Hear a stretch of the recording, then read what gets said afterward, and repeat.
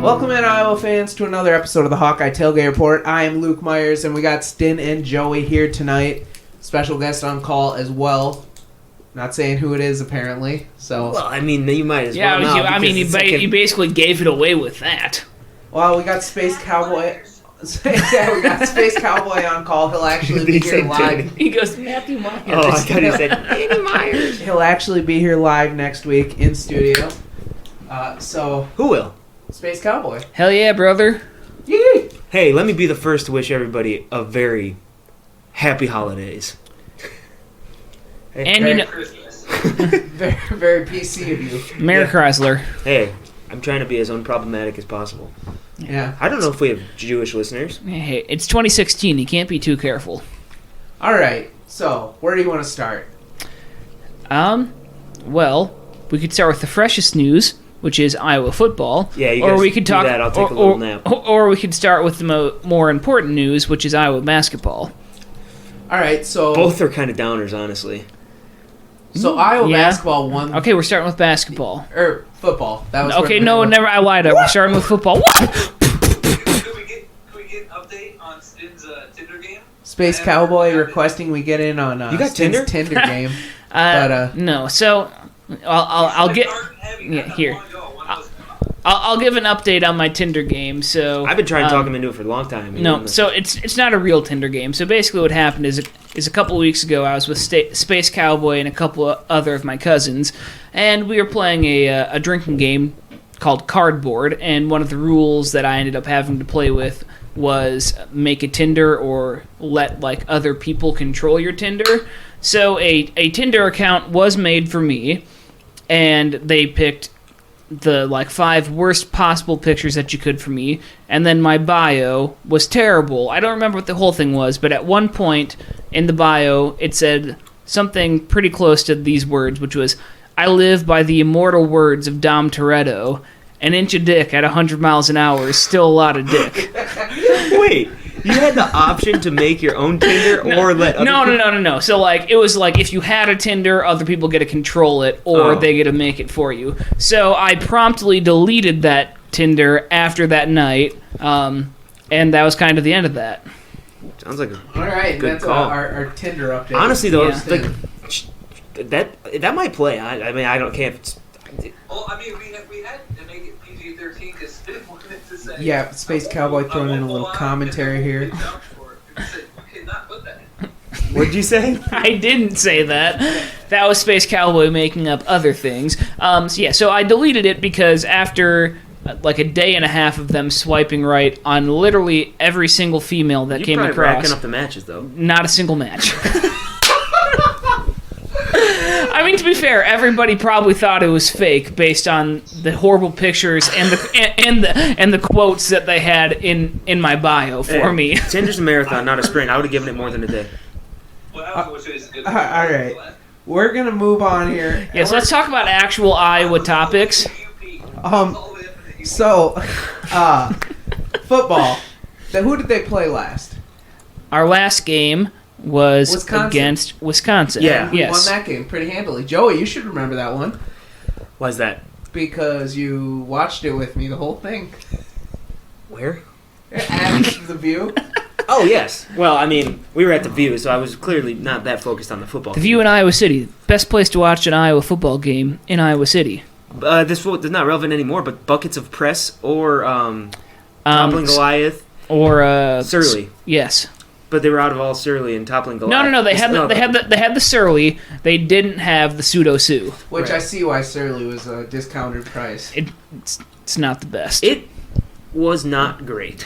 But press. one thing that I will say good about the Surly is that it was 6.5% alcohol. So I mean, Yeah. they get you drunk. And that was just such a fun day, and It was. I had a very good beautiful the way time. It was snowing. It was a Christmas miracle. Yeah, it was a Christmas miracle. So yeah, I wasn't that focused on the game, but I did watch it. You're right. And then we got to the game, and Iowa absolutely dismantled Wisconsin for the first time since probably 2004 or 5, Yeah. whenever So that was. Yeah. Okay. If you're saying a dismantling of them, I don't even care about how we won. It just it's nice to have the Bowl back in Iowa City for the first time since 2015. We've been on a drought. For as great as we've been against Nebraska and Iowa State and Illinois and everybody else the last how many years, getting the Bowl back, I mean, honestly, that feels like it's the biggest of our trophy games because, yes, it's expected at this point that we're supposed to beat Iowa State and Nebraska and Minnesota. Maybe not expected, but those are not as great of teams. It seems like every year the Big Ten West is kind of like Wisconsin is the bar, and then everybody else is. Well, maybe they'll have a year where they shine through. So to finally fucking beat Wisconsin and get the Bowl back in Iowa City is a nice feeling. And it isn't too often you can say this, and I understand Wisconsin was missing players because of injury and COVID, but they are terrible. Yeah, I mean, there was a whole lot of hope, perhaps, around Wisconsin after their first game this year against Illinois when Graham Mertz came in and threw 4 touchdowns and kind of just, showed him the way, and then Wisconsin fans were like, holy shit, we have a quarterback that's actually not dog shit this year. We're going to kind of run the house. And then they had COVID that shut them down for 3 weeks. And then after that, they came back, and they were just not good. Plain and simple, they did not play like Wisconsin normally plays. Their quarterback play was still terrible, which is pretty much to be expected for Wisconsin. But they also didn't have the type of running back that Wisconsin is used to having. They didn't have a James White or a Todd Gurley or a Melvin Gordon or from the Colts this year, Jonathan Taylor. They just didn't have that guy this year. And I think if you're Wisconsin and you don't have that type of running back, you're pretty much just a middle of the pack team. Yes, because their I have a quarterback. quick question. Space Cowboy has a question here. Is Wisconsin's school, are they back in person or are they online? I'm not sure if they're in person or online yet. Yes. As an individual that does not attend Wisconsin, I could not attest to that. Well, I think normal football players, they love to indulge in women. And in Wisconsin, they have the benefit of having to battle 200 to 250 pound women after practice. So, I mean, they get the extra practice. That's how they, the linemen are such good blockers and the running backs are such, So Space Cowboys making a statement towards their women here. They probably lost out on a lot of valuable practice outside of practice. He's lost. That's a fair point, Space Cowboy. What? I get it. It's a joke, but I get it. Also, did you see Jack Cohn, a transfer portal today? Really? I did not see that, actually. Who's That was their quarterback. It was their quarterback. Yeah. Then Graham Mertz came in and kind of stole the show for literally 1 week, and then Is he also going to Florida State? I'm not sure where he's going right now, but that'll play out. But yeah, it was absolute domination. Goody sealed it with a big, 75, 80 yard I think it was touchdown. 80. And let's not sleep on Tyler Linderbaum running step for step with him down the entire length of the field. Offensive linemen, centers, 300-pound dudes are not supposed to be able to move that fast. He's going to be a first-round draft pick. I mean, Kirk has literally said that there has not been a better offensive lineman center that he's coached in his 22 years. He said there maybe have been guys that are as good as him, but never better than Tyler. That speaks a lot considering offensive line is pretty much the best part of Iowa's program year in and year out. I guess we can talk about that for a second. Well, transition, I guess, because do we need to really talk about anything else about the Wisconsin game? Because it was No. Not really. I mean, there's some other football things that we can talk about, bowl berths and whatnot, but we don't have to talk about the Wisconsin game so much anymore. We were up 14-0, and what had happened? Wisconsin scored a touchdown, and then the Charlie Jones muff punt. No, so the Charlie Jones muff punt is what turned into their touchdown. We were kind of dominating the game. Then he made a really poor decision to try and field a punt after a bounce, got tackled, fumbled the ball. They had a short field and turned that into a touchdown. It became a close game when it didn't have to be. Yeah, stupid move. Had flashbacks of the Sean Beyer incident from 2 years ago in Kinnick. You remember? Speaking of muff, Zach Ertz just fucked the snap. Yeah. So Other than that, there's really not a whole lot to talk about in the game. Domination. It was, and I kind of said it already, but it was just nice to see Iowa play a game against Wisconsin where it was kind of from the coin flip until the end. It just felt like Iowa was in control of the game, and it wasn't like we weren't holding our breath the whole time, and it was like we knew that we were going to win. It was nice because against Wisconsin, those types of games almost never happen. Yeah, it was flawless, and it wasn't flawless, but we got the job done. It was Iowa football. We have all 4 rivalry trophies now residing in the football facilities. Spencer Petras cost me $32 worth of shots. Yeah, shout out. Iowa was struggling on offense, and Joey manned up and said, I will buy shots for everybody if he throws a touchdown. And on the first drive of the second half. Yes. And he did. Which he did. So $32 a fireball later, Joey was eating some crow. Yeah, but then Austin did the same thing. So it's for no reason. Yeah, okay. So, yeah, full disclosure here. At that point in time of the night, I was kind of drunk. I was really happy. And so I decided to buy another round of fireball shots. Probably wasn't my best decision because I walked out of the view that night with a $130 tab for myself. But you know what? Fuck it. Iowa won, so it was worth it in the long run. I had a good time. Absolutely. Yeah, you can't look back on the past now. We sat there for what? 4 hours? It was a good 4 hours. It was definitely longer than 4 hours. It was probably like 5 or 6.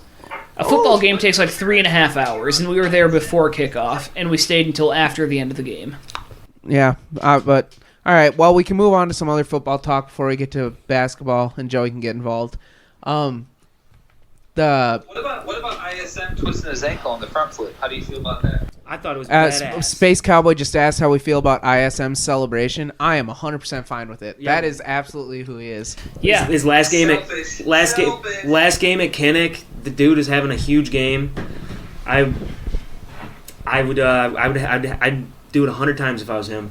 Yeah, I mean, it looked badass, which style points always add up, and it was cool. How'd they not get flagged? It was just a front flip. I mean, it wasn't excessive. But Wadley took some high steps a couple years ago. Yeah, okay, high stepping is like kind of like you're being cocky before you get in the end zone. He like flipped into the end zone, so it's different. But you know what? I don't care because you know what? We would have kicked the shit out of Michigan this weekend if he wasn't able to go. From what I read, he was going to be fine anyway. They just kind of took him out of the game as a precautionary measure because we kind of had it in hand anyway. It looked good. It was fun. He literally straight up after the game said that he would do it again. So I don't care. That's kind of the type of flair. If you want to like look at Iowa football from a negative perspective, you could say that they're too like by the rules, like they do things like this specific way. Him going out there and showing like, you know what, we're gonna go out there, we're gonna beat a good team and have some fucking fun doing it. I like it. I am absolutely all for him doing that. I will say this. I do think, and I got the same sense towards the end of Wadley's time at Iowa, that Kirk isn't disappointed to see him walk. I never got that vibe. I don't know where you... I don't get that with ISM because... Absolutely not. He was the first one who said it. Like, when he got in trouble, like... It's a tough situation, man. Everyone reached out to him. Yeah, no. My problem with it is, let's say we get Indiana this week and that game happens like everyone expected and our number one receiver can't play. He was not on the 2 deep. So you can't say he was going to be able to play this week. He wasn't even on the 2 deep they released for Michigan. That's a selfish play. Okay. Yeah, it is absolutely selfish. So he will not get drafted, and that is going to be a big part of it. Because he's careless with the football. No, he'll get... He does carry the football like a loaf of bread, but I'm not going to call that play selfish. Like, we were beating Wisconsin for the first time. Like, we were beating them in a way where it felt like comfortable, not you were holding your breath and hoping that we held on to the lead for the rest of the game. Like, we were beating them in a way where, like, it was fun. Everybody was having fun, and he did something to celebrate. It was a fluke kind of injury where he twisted his ankle, but you see people do that shit all the time, and they don't get injured. Yeah, no. Didn't Kenny Vargas break his leg celebrating a home run? It was not like snowy on the field. Oh, yeah. Kenny Vargas played for the Twins. Not Kenny Vargas. It was Kendrys Morales. Kendrys Morales. Yeah, no, it's a fine. I'm fine with it. I'm fine with it. I'm not But I saying guess- that the field was in like perfect condition, but to say that it was like snow covered or like horrible, that's It not. would have been better if it was snow covered. No, it. I have I'm no fine. problem with yeah, it. zero problem. But I did think it was going to be worse at first. Then after like the replay that I saw, I'm like, oh shit, that could. He tweaked his ankle just as much as me when I fell in my driveway this morning when I was about to go to McDonald's. He just Except there's a difference. You're an elite athlete and he isn't. Yeah, I know. Well, yeah. I mean, that goes without saying. Okay, so bowl game just announced today, and Music City Bowl, which I would usually be very happy about because that would just be a fun trip in general, but now in a pandemic-filled year, we don't get to go to it. So, I mean, I'm not going to go to it, but there is going to be like a limited amount of attendance like allowed there outside of just parents and or like players, like immediate families, or just giving them a couple tickets to give out. So, if you wanted to, technically you would be able to go there, but you're right. It does suck because Nashville is a super fucking fun city, and in most years, I mean, really, I think that Iowa kind of got the raw end of the deal by having to play in the Music City Bowl this year, being ranked 15, but so did a lot of teams. I mean, Indiana Got fucked in the Indiana ass. had one loss this year and ended up outside of a New Year's Six, and Iowa State, which is a 3-loss team, is playing in the Fiesta Bowl. I'm not trying to get into a rabbit hole here. I kind of do want to get in that rabbit hole. You know what? Hey, let's take the high road here. We're an Iowa podcast. We don't have to waste our breath talking about how Iowa State's best year ever was still a 3-loss team. I don't have a gripe with Iowa State. That's good for them. Okay, Their I don't- fans are fucking morons. I'll go on record saying Okay, that. there's a lot of not smart Iowa fans Sure, out there yeah, as well. absolutely. But Iowa State Okay. fans are when. Okay, I'm off. Yeah, here. And- Let me finish my point before you go onto your tangent. Most years, and I think this year even still, you're thinking the Music City Bowl is not like at the prominence that you would hope for Iowa to reach, considering their like for what their bowl game is going to be. It would be a very fun place to go to, but at the same time, it's like it's not what you're striving for. But you know what? In a weird COVID year, the way it has been, and like with as many teams having half their games canceled as they did, just the fact that we could complete our entire regular season without having to like cancel a game because our or another team's COVID, and being able to play one extra game this year, I'm not going to complain about it because, I mean, there's a long stretch there when there wasn't going to be any Big Ten football at all. So any extra Iowa football that we're going to get, I'm going to be happy about. Okay, now my Iowa State turn, and we'll make this short and sweet. They're so delusional. Like, yes, it was a good year by them. Like, it was a very good year. I have no gripes against that. They have some good players. I mean, they did They did lose to Louisiana. three losses. I mean, Yes, and 3 losses. I mean, 3 losses is pretty much like an Iowa average year. yeah, and I wouldn't feel that good about that. No. But that's not here nor here's- there. I said I'm not getting into a tangent about Iowa State. We'll get you there. But them saying, like, some of their fans saying when they lost yesterday to Oklahoma that we better not drop below, we better not move from where we are currently in the rankings. That is so dumb. Well, like, what are we talking about? If you lose a football game, naturally, you're going to drop down. And yes, I understand, like, Florida was right behind them. Florida looked way better, in my opinion, against the best team in the country than ISU did against Oklahoma.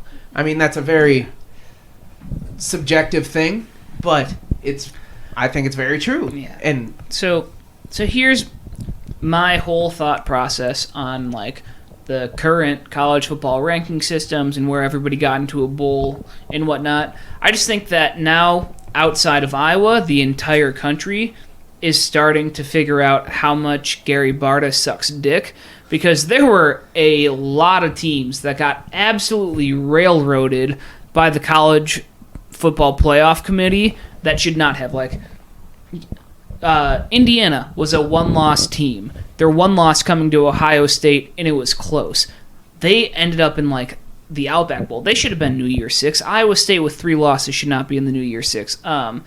Like Notre Dame got their asses handed to them by Clemson when Clemson was at full strength, but they ended up at 4, which is not that big of a surprise. The whole system is kind of fucked anyway, and everybody complained about the BCS because only 2 teams made it in. But let's be honest. how many times are, like, outside of the top two teams, especially in the last 5 years, outside of Clemson and Alabama, how many times have teams, like, really been competitive for that spot? Well, I don't know. And, like, for Texas A&M, number 5, I get it, they didn't play in their conference championship. However, their only loss this season was to number 1 Alabama. By 30 points. Yes, sure. But, I mean, are we really... I don't know. The whole system is screwed, especially when you consider teams like Cincinnati, who was undefeated, Coastal Carolina, who was undefeated, Louisiana, who had 1 loss to Coastal Carolina. Like, all of those teams never even had a chance to be ranked high because they're group of 5. Like, I don't know. The whole system is screwed, and there's no good way to figure it out. There is. Please tell me. It's the 8-team playoff. Power 5's conference champions, regardless of record. You get 1 group of 5, which I think everybody would be fine with. You'd get Coastal or Cincy this year. And then you would get 2 wild cards, which could be a group of 5 or the best Power 5s after that. I don't know. I don't think that you need to expand the playoff because almost always it comes down to the number 1 and number ranked 2 teams anyway.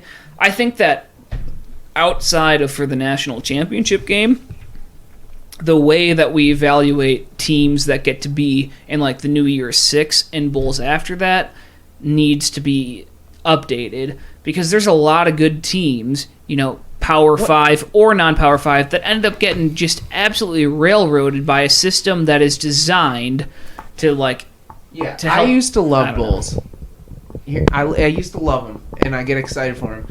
I still get excited for them, but, like, what's the point?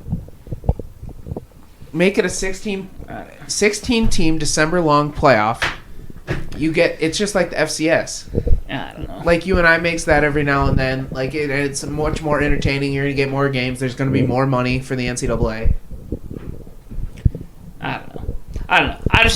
It sucks the way that it currently is, and it's really difficult to figure out a better way for it. But you know what? That's not really what the focus of this podcast is supposed to be. We're an Iowa-centric thing. So you know what? Let's move more to Iowa topics again. Yeah, you're boring me to sleep. You know what? I'm Okay, sorry so that you don't really pay attention to football. We're really going to lull Joey to sleep with this then. We just got to touch on the all Big Ten teams quick. Oy. So, obviously the biggest hose job, Linderbaum. I mean, he was first team Associated Press and second team coaches. I mean, you can't call it like an all-time hose job if he was voted first team in like one of the 2 metrics, and I get it. He should have been first team both, but you can't say like, oh, it was a complete hose job, because I mean, he still was voted first team in one of them. Were you surprised Goody got first? I think he led the league in rushing, so not really. He didn't. It was, or no, yeah, he did. Yeah. I was thinking the kid from Najee Harris from Bama. He leads the country in rushing. Okay. But that's I don't know why I got that tied up. And then Golston and Nixon, both first team. Corner got second. It was a ton of Hawkeyes. Jackson got first team on offense. I'm forgetting somebody on the line. On first team? I think I am, ain't I? Well, I mean, Linderbaum was first team media. Okay, yeah, that must be who I'm thinking of. And then Torrey Taylor, first team, special teams. Yeah, so. I mean, it shouldn't come as that big a surprise. Year in, year out, Iowa just cranks out like first team players. I mean, it's just what we do. We develop players into very, very good, from their freshman year up until when they graduate. It's what Iowa does. It shouldn't come as that big of a surprise at this point. Yeah. All right. Anything else football? Otherwise, we can move on with Joey here. Let's kick the shit out of Missouri. Correct. We need to beat them if we don't win by at least 10, I think it's disappointing. Missouri is a terrible football team. Yeah, I mean, we opened up as 14-point favorites in a bowl game. That's pretty shocking. Okay. Well, I guess we should hit our ad from Demer Oil here quick. Actually, we have another. We're in the works with another sponsor, but for now, Demer Oil, out of Dubuque County, keeping your houses warm this winter season. It's starting to get a little nippy out there. Want to make sure your family's nice and warm, right, Joey? Yeah. I don't have a family. And just checking out their website here, DemerOilInc.com. We always hit on this. Best Dem oil company in the business. Best Dem Oil Company. It says lube on their homepage. Toby and Whitey is who you're going to want to come in contact with there. That's 1-800-433-3835. That's 1-800-433-3835 out of Dubuque County. Got locations in Worthington and a couple around the area, so go and check them out if you're looking for somebody for your new fuel source this winter. Now heading over to basketball. Last time we recorded, we had just beaten North Carolina, so that means we played Northern Illinois. No surprise here. We doubled them up, and Luka had a day. What did he go off for? 21 straight in the second half? Yeah, something like that. Something like that. Whatever. That was an expected win. We could have played Austin Ash and Michael Bear. And Love me some Austin Ash. I do, man. Austin Ash drips swagger. More than loving Austin Ash, I love how much everybody else loves Austin Ash as well on the team. Well, he's just such a... He is Jordan Bohannon's confidence without Jordan Bohannon's skill. Dude, he's better than Jordan Bohannon. Shout out to J-Bo for putting me on his podcast also. Oh, yeah? You want to talk about that? That was a pretty proud moment in my life. Do you remember the tweet? He laughed. I didn't until he read it. Okay, so J-Bo on his podcast, The Standpoint, read some misdirected or just tweets about him in general. And how long ago was this? Last year? Last September or something like that. Here, I'll find it. I'll read it on my podcast too.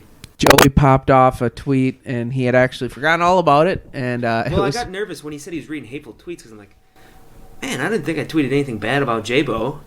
Certainly had thoughts, but here is the tweet.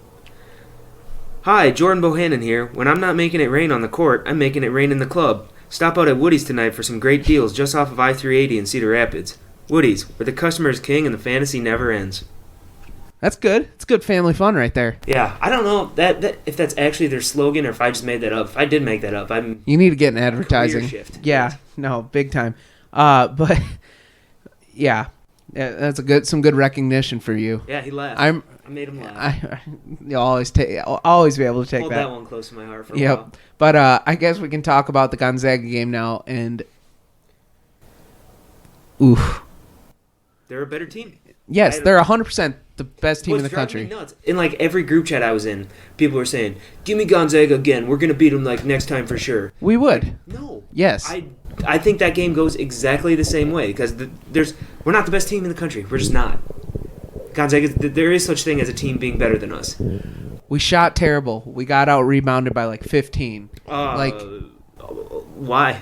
Why did we get out rebounded? Those weren't all bad bounces, lucky bounces.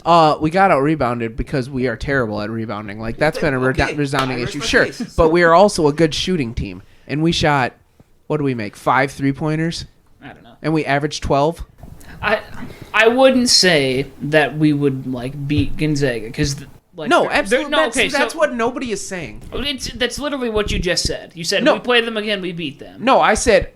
I don't even remember. I might have said that. You did just say that. Okay, so I said Gonzaga is a very good team. Like they're ranked number 1 for a reason. My takeaway from the game was like, yes, they shot very well, but the thing is, it doesn't matter what team is playing Gonzaga. If they shoot the way that they did against us yesterday, it doesn't make a difference. They're going to win the game. We can obviously like take lessons from the game and improve and be better. Like, yes, we did not shoot very well from 3 and our free throw shooting wasn't great. They beat us on hustle points. They beat us in transition. Our defense, which doesn't have to be great, has to be better than what it was against Gonzaga. We can take lessons from the game, but also walk away from it saying, yeah, you know what, Gonzaga was better than us, but I can still feel good about what the season is going to be post that game. Yes, but are you afraid to play them again? Like, if we met them in the Final Four, what's your confidence level? No, I'd say I'd have a 25% chance I was playing. I wouldn't say that I'm afraid of them, but I would definitely acknowledge that, yeah, they are the better team. We need to play closer to perfect than they do for us to win that game. I was just going to say that. But the reason I'm not as afraid to play them again is because like they were popping threes from like 4 feet behind the arc. Like that Suggs guy, he's obviously really fucking he's good. He's going to be like the number 1 overall That's not going to pick. go away. Yes, but they were like they weren't a good 3-point shooting team before the game. They also the sample size was also small, pretty small. yes. I'm not saying that like I am super concerned about Iowa moving forward. We are obviously a very, very good team. In the same breath, you can acknowledge there's a reason Gonzaga is ranked number 1. Oh no, they're And 100%. You the can best look team. at the game and figure out, yes, we didn't play very good. They're an awesome team. Let's take specific things from the game to figure out and be better moving forward. I'm not saying that I'm afraid of them moving forward, because I think that does a disservice to how good this Iowa team is. But you can also say there's a better than 50% chance that they beat us if we match up again. I was just going to say that. I said if we play again, I think it's probably 40% chance that we would win. I don't know. I'd even call that a little high. But I don't know. I'm not in panic mode about the season because we just lost to the best team in the country, obviously. No, absolutely not. I'm also not here for the pat on the back, making ourselves feel good. Like, oh, we played not our best and they shot the lights out. Well, that's what happens when the best team plays a team that's really good, but not the best team. You know what I mean? And I get what you're saying, especially because like we had played and practiced for the last 2 weeks, and they were off for 2 weeks because they had COVID issues. Like, I think you're doing them a disservice to not like realize how good of a team they are to have been off for 2 weeks essentially, to then come out and play as good as they did against Iowa, who is a very, very good team. And it's not like Luka had an off game either. Luka had a really good game. He had 30 and 10 it's with not 3 like, blocks. It's not like if Luka shows up next time, we win, because he did show up. You know what I mean? I will say, Frederick missed like the last 8 minutes of the first half, and that killed us. It That just drives me killed nuts. us. In a big game Yes, like that, you have to treat that like the national championship. That's a terrible first rule. half is, in theory, a good idea. But in a game like that, you can run the risk of Luka, who doesn't foul much, you can run the risk of him picking up 3 fouls in the first half. So to prevent that, 14-point gap? Well, it was halftime? CJ that sat out that really set us back. Yeah, I know, but like the rule is... Yeah, and I don't know. Fran, yeah, I get the premise of his thought process behind it, but you have to be flexible with that within the context of the game that you're playing.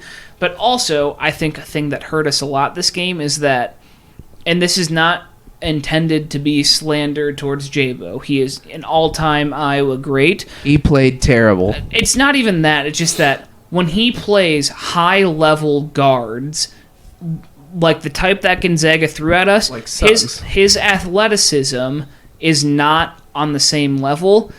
Joe Toussaint should have played more minutes in that first half that he did, because he is fast enough and good enough to be able to keep up with them, like with high-level guards such as Jalen Suggs, and be more effective than what Jabo was. If Joe Toussaint didn't gain more minutes from that game the other day, I don't know what he has to do. He was the most aggressive person on offense, and he was taking smart, efficient shots. And he was still his normal reckless self from time to time, but He just provides such a fucking spark. He is. He had like 1 or 2 really bad plays. I live with that because he comes in and just energizes the whole team. He can play at a different speed than any of our other ball handlers. Well, he's the type that can like be at the top of the key and in one step be ahead of the defender and drive to the hoop. And if he can't get a layup, he can kick it. But Jabo just doesn't have that type of like quickness that Toussaint does, and on the offensive and defensive end. So I think that there has to be a better balance from McCaffrey's side of figuring out how much should we play Jabo, how much should we play Toussaint, because Jabo is like from a overall standpoint, you fear Bohannon's offense more than you do Toussaint. Not to say that Toussaint can't put numbers in, because he had 14 points, but you have to figure out what's the line between riding each one of them in a game when you're playing against a guy like Jalen Suggs, where Toussaint's defense is more valuable than what Bohannon's potential offense can be. Bohannon, love him. One of my favorite Iowa players of all time. He should not ever run the point.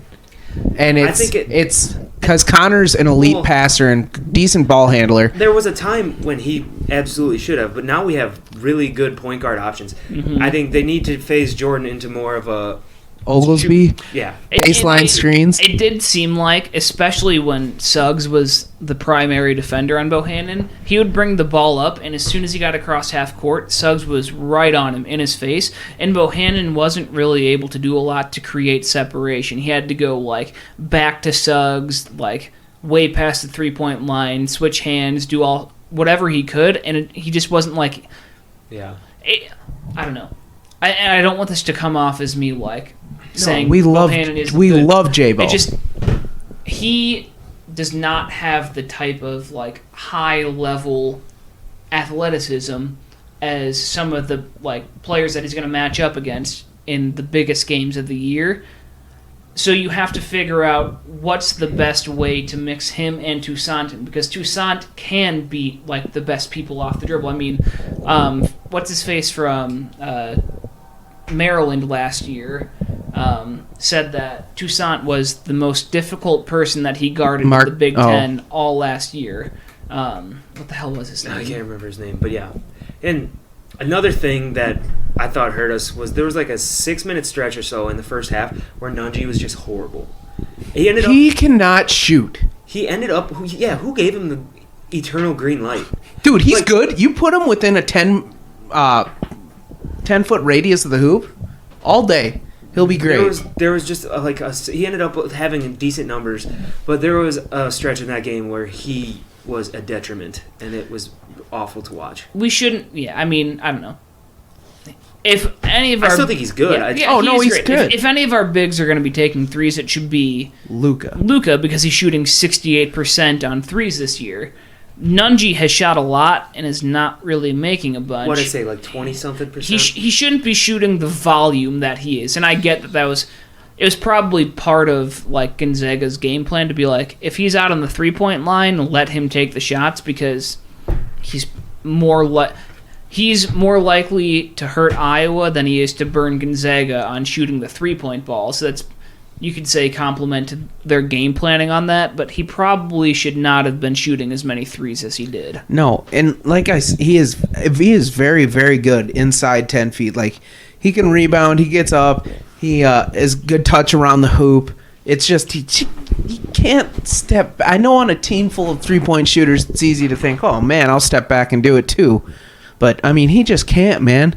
And it did kill us there for probably 4 minutes. The thing is, I'm not going to say that him shooting a couple threes is what killed us. There was a stretch there where we played very bad offense coupled with bad defense. Like, we were letting them get easy transition buckets or easy cuts to the basket on like pick and rolls and things like that. And then we just weren't making shots. And you're going to have stretches throughout the year when your offense isn't just like clicking perfectly. But we played bad as a team for like a 5-minute stretch, and when you do that against the number one team in the nation, they're going to take a 2-point game and stretch it to a 15-point game in that 5 minutes because that's what the very best teams do. And you missed, 12 free throws? That's honestly the most disappointing part of the game. Like, there was talk about Iowa being able to shoot like 80% as a team from the free throw line, and which is just absurd to begin with. Right? That is a really high like expectation to have, but we have a lot of very good shooters on this team. You can't shoot 53% from the free throw line in a game against the number one team in the country. You're going to lose if you do that because those are free points that are given to you, and you can't give up half of them because you can't make your free throws. But like, you think about it, who's going to take the most free throws? It's going to be Garza and Nunji. Yeah, okay, but Garza, the thing is, Garza didn't shoot a ton of free throws, and he didn't miss a lot. He missed 2 in a row, didn't he? He started he did, over but there was Nunji missed 2 in a row. Connor missed 2 in a row. Like it was an across the board very bad game from the free throw line. And if you want to be the best team in the country or top 5 team, you can't have 53% nights from the line on 20 plus attempts. You can cut it however you want to and say, well, the big guys missed him, whoever. But the problem is, you can't miss that many free throws in a game against the number one team in the nation and expect to win the game. I know you realistically can't expect to make every free throw, but 12 free throws, lost by 11. Yeah, and also, I mean, they only shot 58% from the free throw line as well. there was some miserable passes by Iowa in this game. God. Oh my God, we would get a steal like close to the half court, and we tried to push it too fast, and we immediately that first pass turned into a turnover like 5 or 6 times. It felt like it's yeah. I don't know. That's what I'm saying though. It is the worst game we'll play all year. There's no doubt in my mind. I don't know. We still put up 88 points. Yeah, but do you feel we played well at all? A few guys did, but Garza and Wieskamp played well. We're saying this now, but what happens when we lose to Purdue this week? Then that's because Purdue shoots 9% from 3. In that case, Matt Painter sold his soul to the devil specifically so he could beat Iowa every single time that we play, because that'd be the only fucking explanation. Yeah, I don't know. So the thing is, like, I'm not going to say that I'm happy that we lost, because obviously I'm not. Iowa was going to lose games this season. Like, we've been saying that. Like 3 to 5 losses was probably going to happen, just because, especially with as difficult as the Big Ten is, like, there's so many good teams, you're just not going to win every game that you played. So, in the grand scheme of things, losing this game to the number 1 ranked team in the country in a non-conference game, it's all of our season goals are still ahead of us and easily attainable. It doesn't hurt us in conference play. We've been able we were able to learn and some lessons and try and get better from that. Like, I saw one guy tweet after the game. He said, latest Ken Palm update after the game, Iowa plummets from 4th to 5th. Like, we dropped one spot. It's just like, we will be better than we were against Gonzaga, and it doesn't hurt us in the long run. Like, the Big Ten is going to be a absolute murderer's row of a 20-game season this year. So to come out of that, with only 3 league or 4 league losses, that's going to be like a very good season. We can still win the Big Ten. We can still be a number 1 seed. We can still compete for the Final Four. Yeah, obviously, I didn't want to lose yesterday, but we can take lessons from losing to Gonzaga and help us be better for the rest of the season. So the fans out there that are thinking the sky is falling, Iowa never shows up in the big games, Jordan Bohannon is washed up, all of those people can get the hell out of town. We weren't going to go undefeated this season, but now that we have taken that first loss, we can figure it out from there and try and be as good as we can for the rest of the year. Yeah. Anything else related to that game you want to talk about specifically? My only note would be Wieskamp looks really back. He's so much more aggressive this year than he has been his first 2 seasons. Like, a lot of the times, his first 2 seasons, he settled for like mid-range jumpers or threes all the time. This year, it seems like he's putting his head down and getting to the rim much more often, and he's shooting like 40% from 3. So this is the Wieskamp all the Iowa fans were hoping for after his freshman year. He looks awesome. Yeah, so no other notes from that. You want to touch on the Big Ten in basketball a little bit? Because Illinois just lost their 3rd game today. Who'd they lose to? Rutgers. Who is not a bad team. Rutgers is undefeated. Like, they're number 19 in the country. Okay, and who else? They've lost to, like, Missouri. Good teams. Well, they lost to Missouri, Baylor, and yeah, okay, Rutgers. Baylor is number 2 in the country. Yes, but I'm not trying to draw anything too much from early season returns because, like I said, it doesn't make a difference until you start your conference schedule. The Big Ten is legit. You got Iowa, Illinois, Michigan State, Wisconsin, Ohio State's going to be good. Michigan is going to be good. Rutgers is going to be good. Minnesota's 6-0 or 6-1. Like, there's so many good teams in the Big Ten that until we get like halfway through the conference slate, it's going to be impossible to tell to get any like type of solid thought of what the team is because there's so many good teams. I mean, last year, had the tournament not been canceled, the Big Ten was probably going to be a 10-bid league. That's just unheard of. 10 out of 14. The Big Ten is so good that I'm not taking stock out of Illinois losing 3 games early, 2 of them. But what'd you say earlier today about Illinois? Do you remember? I think it was you who said it. Might have been Space Cowboy. About how they're playing for themselves. They're playing for themselves, not for the Cowboy. team. That's 100% right. Like, in my opinion. Like, Coburn and Io, Cockburn. Cockburn, thank you for correcting me.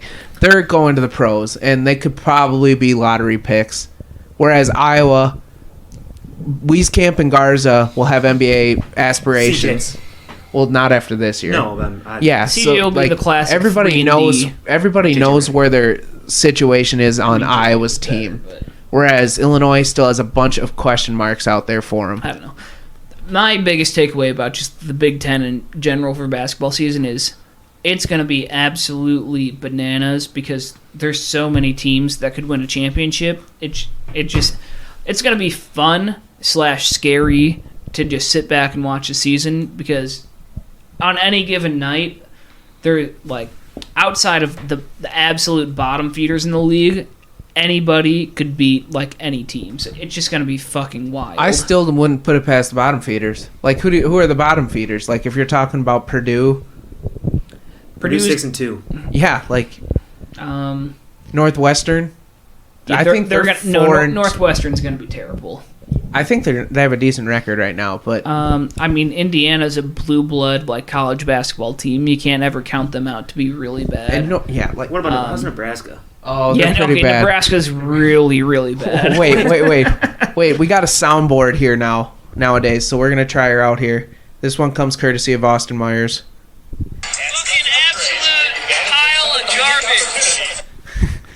That's in reference to Nebraska's basketball team this year. Well, we might as well loop in their football team as well. Wrestling. Hey, they won a big one on Friday, didn't they? Yeah, they beat Against Rutgers. Minnesota. Oh yeah, Rutgers. The stepchild of Big Ten football.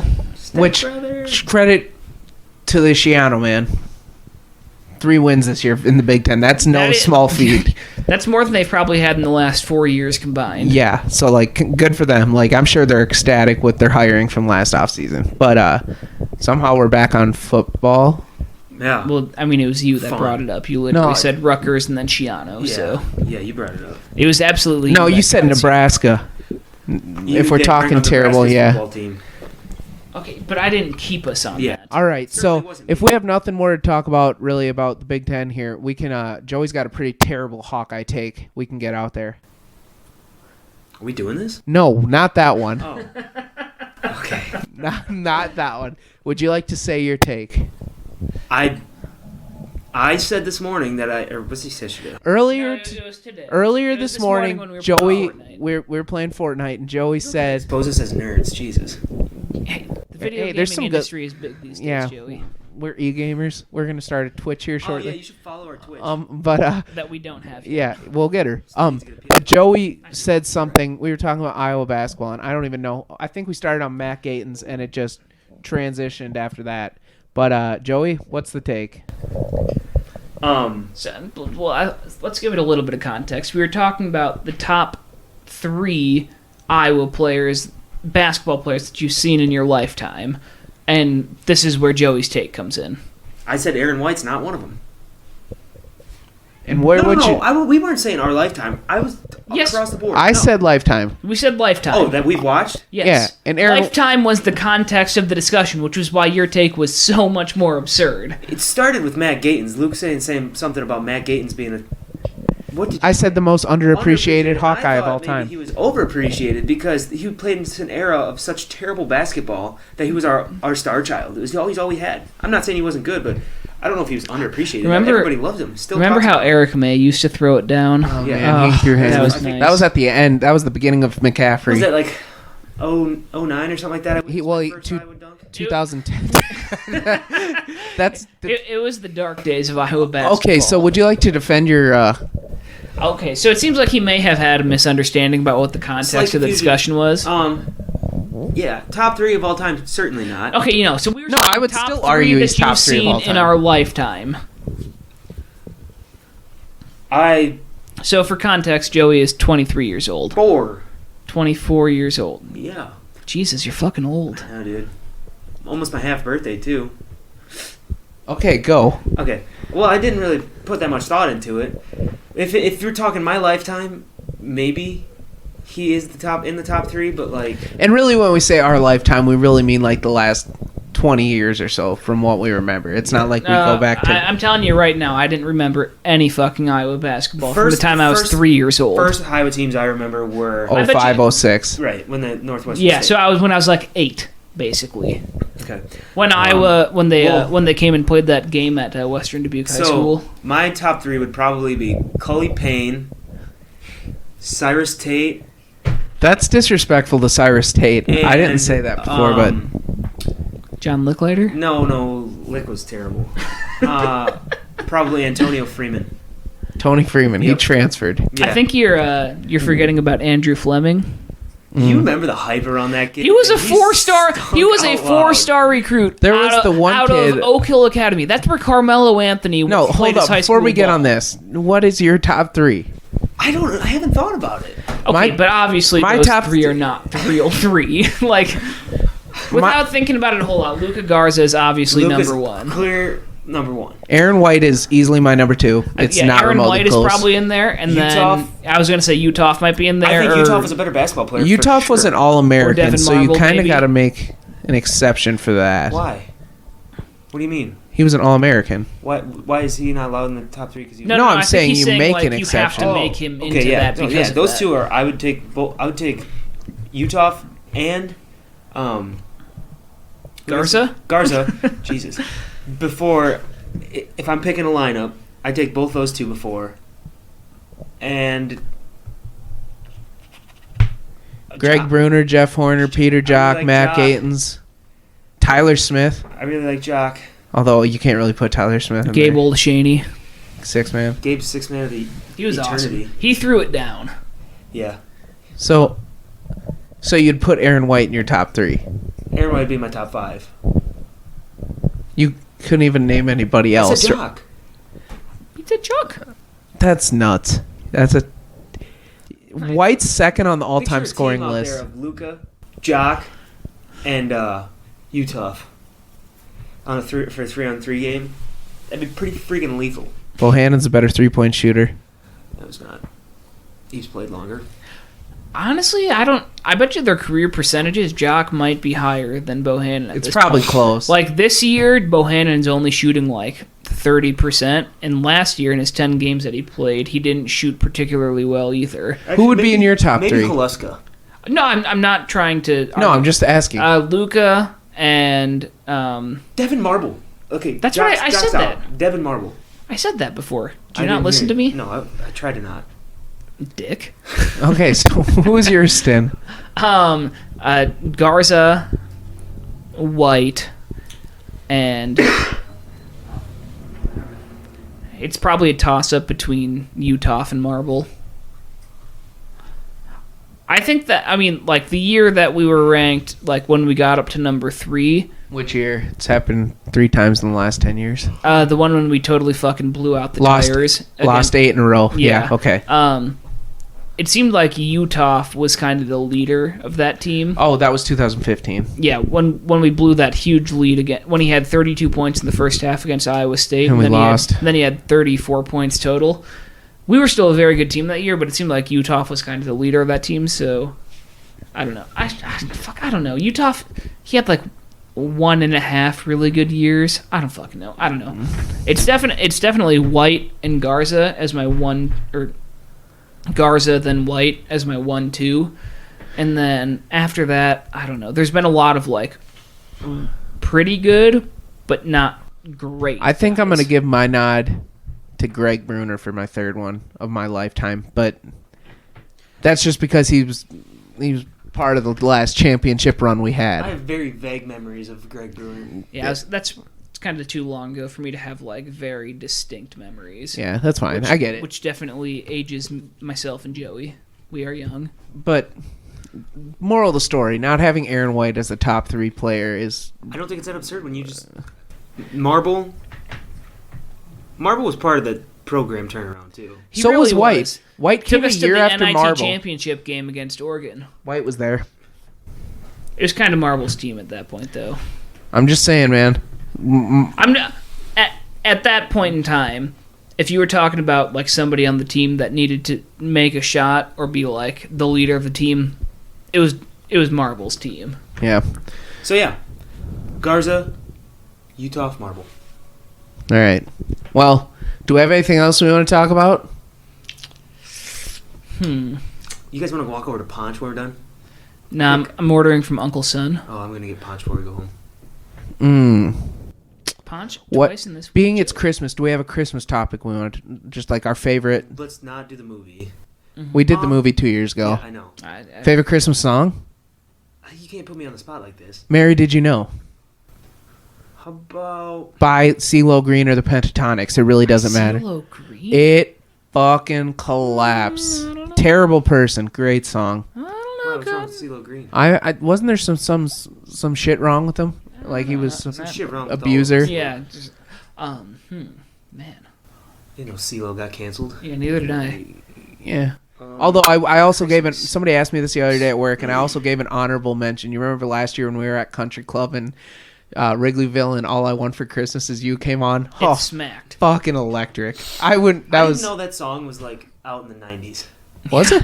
Really? Wow. I thought that was like a 2015 thing. That must have gained some Really? serious steam And for did you some know that reason. last year was the first year that song ever made it to #1 on the charts? Wow. That's It's crazy. It's been out for like 20 You years. could thank white people over and over for that one. Yeah. Good best Christmas song. There's a lot of them out Drunk there. white people, specifically. Oh, nothing hits better. 3, 2. No. You know, Jingle Bell, Jingle Bell. Jingle Bell Rock. Jingle Bell That's what you're Rock. going with your best Christmas Well, song? it's just catchy. Oh, you know Jingle Bell.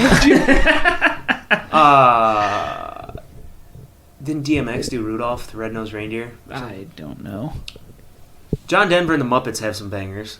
Ooh, the Muppets do hit. I heard the Chipmunks the other day. That was good. The Pentatonics version of That's Christmas to Me. Never heard that. It hits I'm pretty not even sure I hard. know that song, to be quite honest. The fireplace is burning. Sing it. Bright. Not. But nobody wants to hear that. All right. Yeah, I don't know. I didn't. Hey. You put me on the spot here, so I don't really know.